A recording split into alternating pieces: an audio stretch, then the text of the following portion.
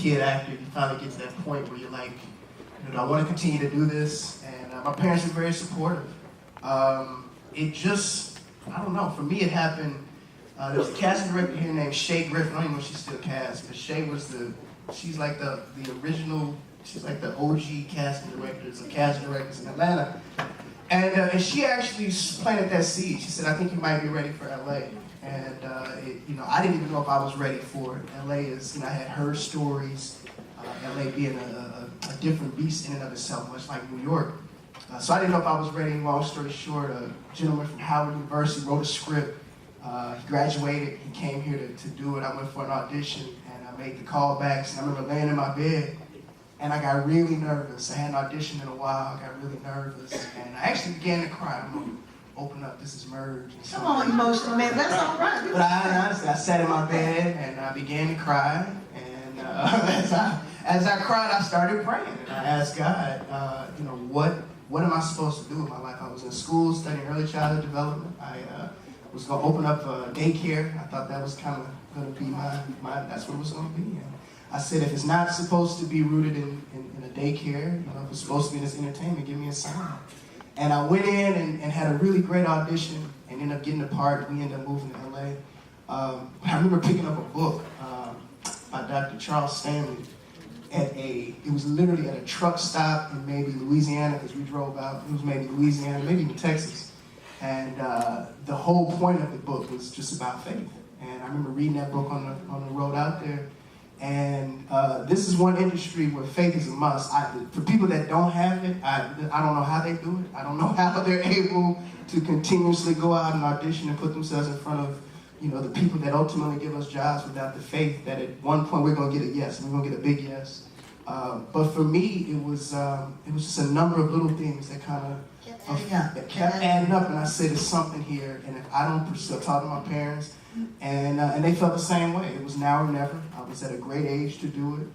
There was a lot of opportunities in LA. I mean, we had UPN, we had the WB, it was a slew of, shows that, it was a little different back then. And I'm so glad I listened, it hadn't always been great. It's certainly been filled with probably more valleys than peaks, but I've learned to enjoy the peaks. There's a part of me that almost anticipates the valleys, and I've learned how to make use of those valleys when they come along. That's awesome. Yeah. Well, you know what I heard you say, and something came to me. The world seems to have found how to, now you said you don't know how people who are not in faith, well, it seems like there's more of them than us sometimes, and that concerns me, which is why we need everyone in the room to really grab a hold of what we can do kingdom-wise in this entertainment industry. Because if the world has found a formula of believing in something and believing it to a point where it pushes, or as they say, the universe begins to, line up in their favor, then we've got to get this thing too, in a great way.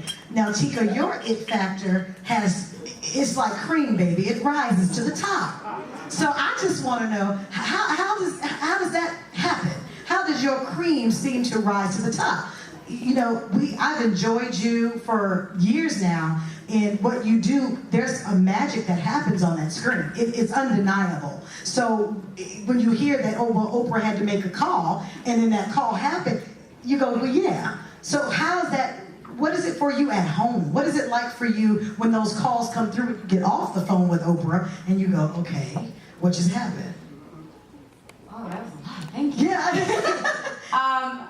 The crazy part is, just to tell you a little bit of my story, I grew up in New York, was born in Queens, watched, A Different World, Cosby Show, and I was like, whatever that is. I remember watching Eve's Bayou, being like, oh my God, you can do, what's that in the box? I want to do that, And so I knew that it was there, I just didn't know how I was going to get there.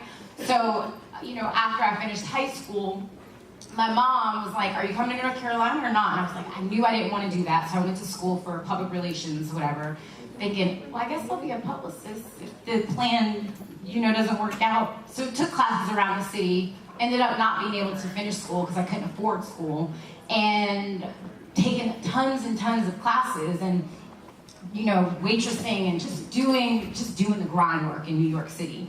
And one day, I'm putting in all the work, right? And I'm just like, God, what else? I literally walked out of my job because I was bawling because I felt so abused there. And I was like, God, what do you want? I don't know what else to do. I'm auditioning, I'm taking classes, I'm doing it. And literally a day later, I got my first job, which was my first long job, which I've never stopped working after that, which was One Life to Live for 4 years.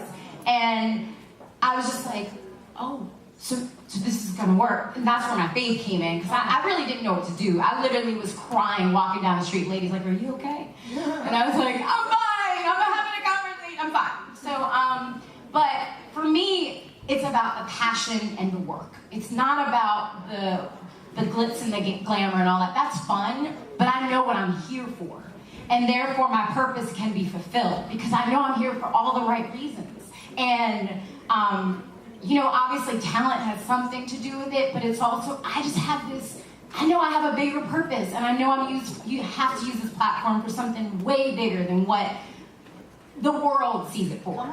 And so, I guess the cream rises, and God keeps, for I know the plans I have for you to prosper you, not to harm you, to give you hope in the future. And I really believe that, because certain things I don't get, and I'm like, I wanted that part so badly. But what is for you, and nobody can take that. Hear that. And I need every actor, I really don't like the word aspiring, because I believe that you say things and they are